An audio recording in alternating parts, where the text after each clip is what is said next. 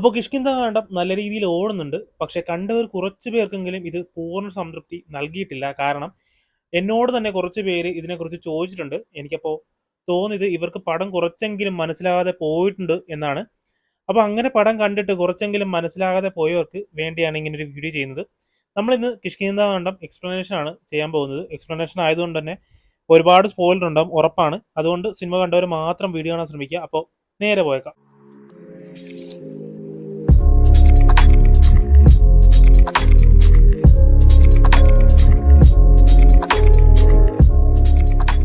അപ്പോൾ നമ്മുടെ പടത്തിന്റെ ടൈറ്റിലിന് താഴെയായിട്ട് A tale of three vice monkeys എന്ന് കൊടുത്തിട്ടുണ്ട്. അതെന്താണെന്ന് നിങ്ങൾക്ക് മനസ്സിലായോ? ശരിക്കും ഈ ഒരു സിനിമയുടെ തീം തന്നെ ഈ ഒരു വാക്കിനെ ആസ്പദമാക്കിയാണ്. ശരിക്കും ജാപ്പനീസ് വേർഡാണ് see no evil, hear no evil, speak no evil. ഈ മൂന്ന് കുരങ്ങന്മാരും മൂന്ന് ആശയങ്ങളെക്കുറിച്ചാണ് സംസാരിക്കുന്നത്. അപ്പോൾ ഈ ഒരു സിനിമയിൽ മൂന്ന് ക്യാരക്ടേഴ്സ് ആയിട്ട് നമുക്ക് ഇതിനെ ഒന്ന് കണക്ട് ചെയ്ത് നോക്കാം. മൂന്ന് ക്യാരക്ടേഴ്സ് എന്ന് പറയുന്നത് ആസിഫ് അലി, വിജയരാഘവൻ, അപർണ ബാലമുരളി. ആദ്യത്തെ നമ്മുടെ കുരങ്ങൻ എന്ന് പറയുന്നത് വിജയരാഘവന്റെ ക്യാരക്ടറായ അപ്പുപിള്ളയാണ്. പുള്ളിയെ കണക്ട് ചെയ്തിട്ടുള്ള ഒരു കുരങ്ങൻ എന്ന് പറയുന്നത് സ്പീക്ക് നോ എവിൾ ആണ്. സത്യത്തെ മറയ്ക്കുകയാണ് വിജയരാഘവന്റെ ക്യാരക്ടർ ചെയ്യുന്നത്. സത്യങ്ങളെല്ലാം ഈ ഒരു ക്യാരക്ടർ കണ്ടുപിടിക്കുന്നുണ്ട്, പക്ഷെ അതിനെക്കുറിച്ചൊന്നും പറയുന്നില്ല. കണ്ടുപിടിക്കുന്ന തെളിവുകളും പുള്ളിക്കാരൻ നശിപ്പിക്കുന്നുണ്ട്. അതുകൊണ്ട് തന്നെ സ്പീക്ക് നോ എവിൾ എന്ന വൈസ് മങ്കിയെ കണക്ട് ചെയ്യുന്നത് അപ്പുപിള്ള എന്ന ക്യാരക്ടറായിട്ടാണ്. രണ്ടാമത്തെ മങ്കി എന്ന് പറയുന്നത് ആസിഫലിയുടെ ക്യാരക്ടറായിട്ടാണ്. സീ നോ എവിൾ എന്ന മങ്കിയായിട്ടാണ് പുള്ളിയുടെ ക്യാരക്ടറെ കണക്ട് ചെയ്തിരിക്കുന്നത്. എല്ലാ സത്യങ്ങളും കാണുന്ന ഒരാൾ ആസിഫലിയുടെ ക്യാരക്ടറാണ്. ചച്ചുവിന്റെ മരണം പോലും ആ ഒരു ക്യാരക്ടർ കണ്ടിട്ടുണ്ട്. ഓരോ ദിവസവും അപ്പുള്ള സത്യങ്ങൾ തേടി ഇറങ്ങുന്നതും കണ്ടുപിടിച്ചു കഴിഞ്ഞ് ആ തെളിവുകൾ നശിപ്പിക്കുന്നതും കാണുന്നത് ആസിഫലിയുടെ ക്യാരക്ടറാണ്. പക്ഷെ ഇതെല്ലാം ഡിനേ ചെയ്ത് ഒന്നും നടന്നിട്ടില്ല എന്ന രീതിയിൽ ആണ് ആസിഫലിയുടെ ക്യാരക്ടർ ജീവിക്കുന്നത്. മൂന്നാമത്തെ മങ്കി അപർണ ബാലമുരളിയാണ്.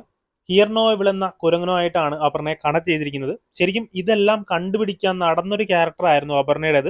പക്ഷേ അവസാനം സത്യങ്ങളെല്ലാം കേട്ട് കഴിഞ്ഞ് ഇതെല്ലാം ഡിനൈ ചെയ്ത് ഇതൊന്നും നടന്നിട്ടില്ല എന്ന മട്ടിലാണ് പുള്ളിക്കാരെയും ജീവിക്കുന്നത്.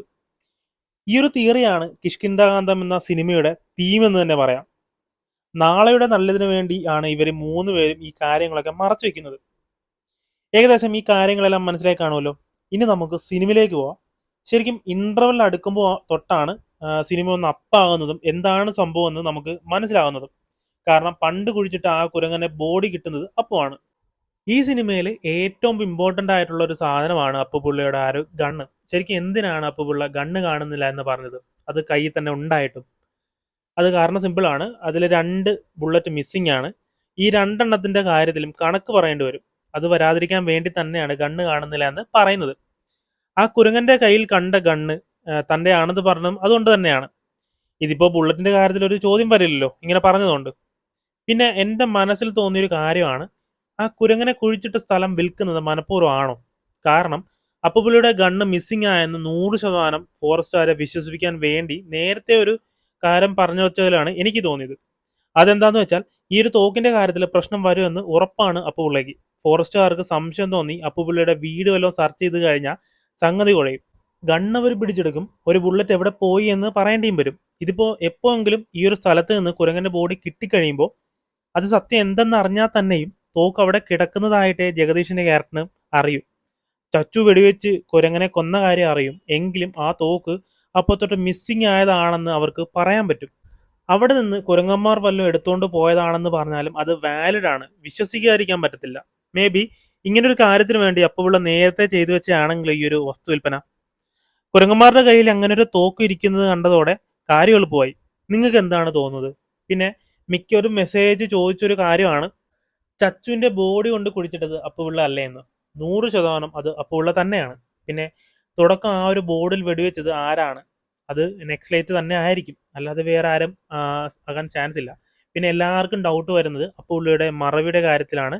കൺവിൻസിങ് അല്ല എന്ന് കുറെ കണ്ടിരുന്നു. ശരിക്കും എന്താണ് മറന്നത്, എന്താണ് ഓർമ്മയുള്ളതെന്ന് അപ്പുപിള്ളയ്ക്ക് മാത്രമേ അറിയാവൂ. ആ കാര്യങ്ങളൊക്കെ സിനിമയിലും പറഞ്ഞിട്ടുണ്ട്. നിങ്ങൾക്ക് എന്തൊക്കെയാണ് തോന്നുന്നത് ഈ ഒരു സിനിമയെ കുറിച്ച്? ഒന്ന് കമന്റ് ചെയ്തേക്ക്. വീഡിയോ ഇഷ്ടപ്പെട്ടെങ്കിൽ ലൈക്ക് ചെയ്യുക, ഷെയർ ചെയ്യുക.